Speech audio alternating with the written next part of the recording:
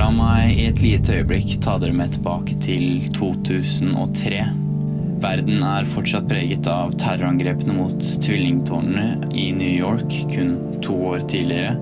NASA i hardt vær etter at Columbia-romfergen eksploderer og tar livet av hele mannskapet, samtidig som USAs president George Bush går til krig mot Irak og setter i gang en 8 år lang forhatt konflikt. Men det brydde ikke jeg meg så veldig mye om på den tiden. Jeg var nemlig bare 5 år og skulle til å starte på en 13 år lang reise gjennom det norske utdanningssystemet. 2003, det var året jeg startet på skolen. Den da 5 år gamle Sebastian var ikke særlig høy i hatten, men hadde allikevel gjort seg opp noen tanker om verden. Jenter hadde definitivt masse jentelus. Fotball, det var meningen med livet. Og dagens høydepunkt var når pappa kom til barnehagen, og du kunne fortelle alle kompisene dine at jeg hentet. Og med disse refleksjonene så startet jeg altså på et prosjekt som kom til å ta over 13 år å fullføre.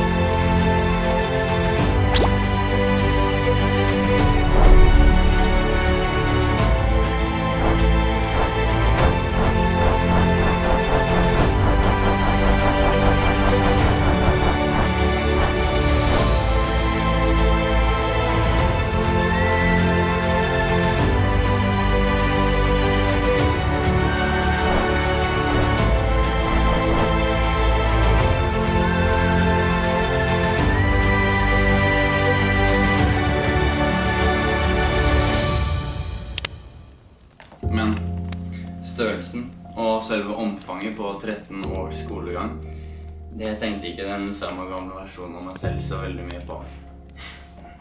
Jeg husker faktisk at jeg som 5-åring på et tidspunkt betraktet 100 dager som et langt liv. 13 år, det ga derfor ingen mening i det hele tatt.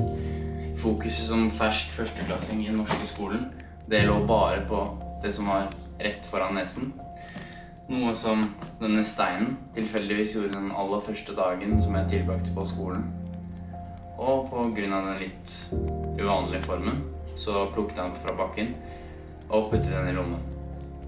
Det jeg i dag svært glad for at den 5 år gamle Sebastian gjorde i 2003.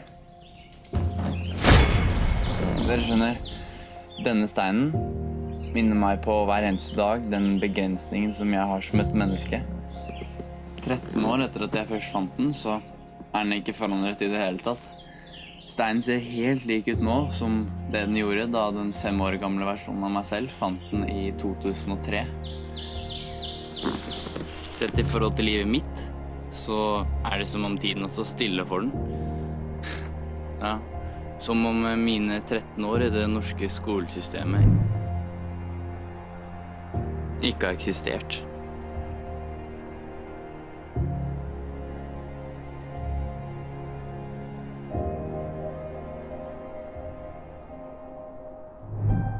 Gjennom sitt tilsynelatende evigvarende utseende minner steinen meg på en av de viktigste innsiktene som et menneske kan ha.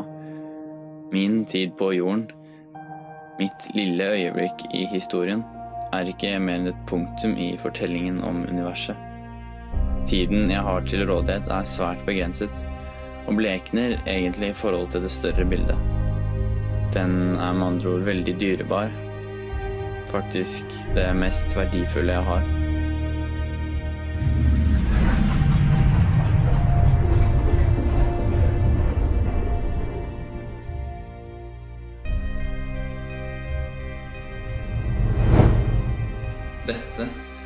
den største motivasjonskilden i livet mitt akkurat nå. Jeg ønsker å utnytte den tiden som jeg faktisk har.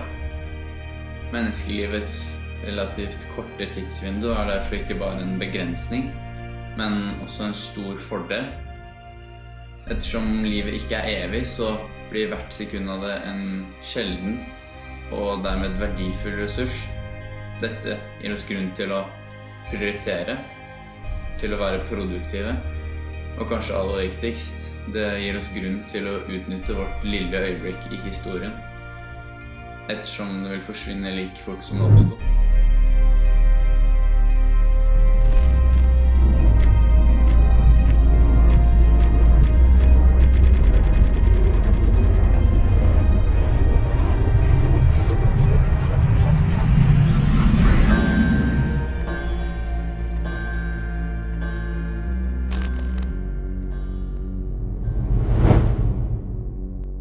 2016 var året hvor jeg hadde min siste og avsluttende dag i den videregående skolen.